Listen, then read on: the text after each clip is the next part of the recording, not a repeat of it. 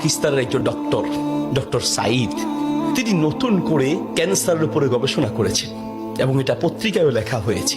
তিনি ক্যান্সারের নতুন একটি বিষয়ের উপরে গবেষণা করেছেন এবং এই গবেষণার জন্য তাকে পুরস্কৃত করা হবে। এই জন্য তিনি নিজের দেশ ছেড়ে আরেকটি দেশে যেতে হবে।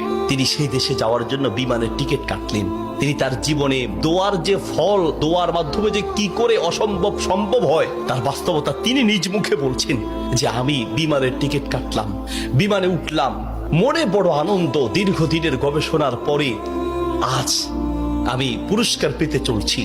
বিমানে ওঠার পরে 1 ঘন্টা কোন রকম বিমান চলার পরেই আমাদেরকে পাইলট বলল যে আপনারা বেল শক্ত করে বাঁধেন, কারণ বিমানের যান্ত্রিক ত্রুটির কারণে সামনে আগাতে পারবে না। আশেপাশের যে কোনো একটা এয়ারপোর্টে আমরা সুযোগ পেলেই সেখানে ল্যান্ড করব।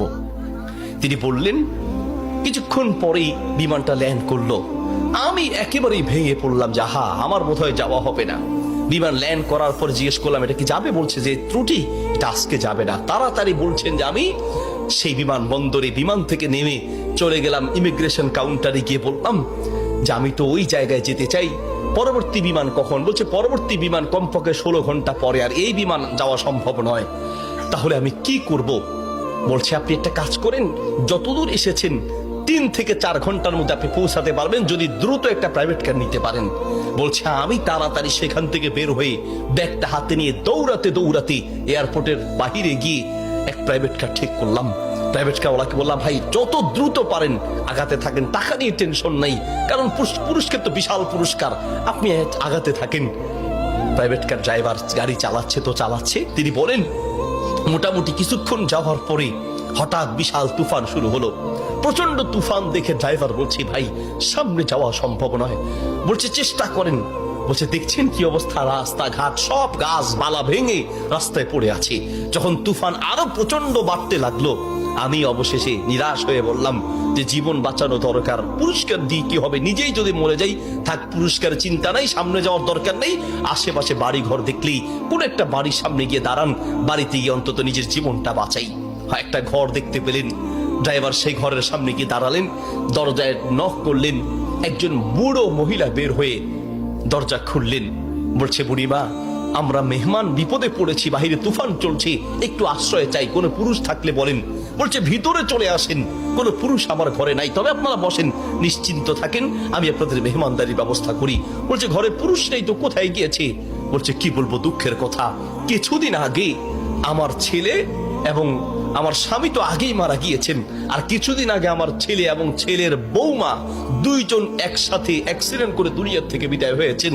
বাড়িতে শুধু আমি আর আবার নাতিটা আছে। বলছে আপনারা বসেন, একটু মেহমানদারি ব্যবস্থা করি। মেহমানদারি হিসেবে কিছু খাবার দিয়ে ডক্টর সাইদের সামনে দিলেন, আর বুড়িমা তিনি নামাজে দাঁড়ালেন। নামাজ শেষের দিকেই তার নাতি হাউমাউ করে চিৎকার করে কান্না শুরু করলেন। প্রথম থেকে কাঁদছেন অল্প, আস্তে আস্তে, পরে প্রচন্ড চিৎকার। ডক্টর সাইদ বলেন বুড়িমা আপনি কি করছেন, একটু নাতিটাকে নিয়ে আসেন, এইভাবে কাঁদছে কেন? পরে নাতিটাকে কোলে করে নিয়ে আসলেন। ডক্টর সাইদ জিজ্ঞেস করলেন যে তার চেহারা পুরো নীল হয়ে আছে, তার কারণটা কি, ওর কি রোগ হয়েছে? বলছে ডাক্তার সাহেব কি বলবো দুঃখের কথা, আল্লাহ আমাকে পরীক্ষা করছেন। আমার স্বামী তো অনেক আগেই দুনিয়া থেকে বিদায় হয়েছে, আমার সম্বল ছিল আমার ছেলে, সেই ছেলেটাকে আল্লাহ নিলেন, ছেলের বৌমাকেও নিয়ে গেলেন। আমার এই নাতিটা কোন রকমে আমার কাছে ছিল, তাই সে যায় নাই, এই জন্য অ্যাক্সিডেন্ট করে তারা মারা গিয়েছে, কিন্তু ছেলেটা রয়ে গেল। এখন এই ছেলেটার একটা কঠিন মারাত্মক ক্যান্সার হয়েছে, যার চিকিৎসা আমাদের দেশে সম্ভব নয়। ডাক্তার সাইদ বলছে আপনি কি দেখিয়েছেন? বলছে হ্যাঁ, এটা নতুন ধরনের ক্যান্সার, এলাকায় যাকেই দেখাই সবাই একই কথা, আমাদের পক্ষে সম্ভব নয়। তো ডাক্তাররা কি পরামর্শ দিয়েছে? বলছে পাকিস্তানে যেতে। পাকিস্তানে একজন ডাক্তারের নাম বলেছে, তিনি এই নতুন রোগের, এই নতুন ক্যান্সার উপরে তিনি গবেষণা করেছেন, তার কাছে গেলে নাকি ভালো হবে। ডাক্তারের নাম বলেছে? বলছে নাম তো বলেছে, কিন্তু ঠিকানা তো কিচ্ছু জানা নাই। কিন্তু আমার বিশ্বাস, আমি প্রত্যেক নামাজের পরে এবং সেজদায় কি আল্লাহর কাছে দোয়া করি, কারণ আমার বিশ্বাস মানুষের পক্ষে অসম্ভব হতে পারে, আল্লাহর পক্ষে অসম্ভব বলতে কিচ্ছু নাই। আল্লাহু আকবার। আমি প্রতিদিন নিয়মিত আল্লাহর কাছে দোয়া করি, মালিক আমি তো সেই ডাক্তার, হসপিটাল কিচ্ছু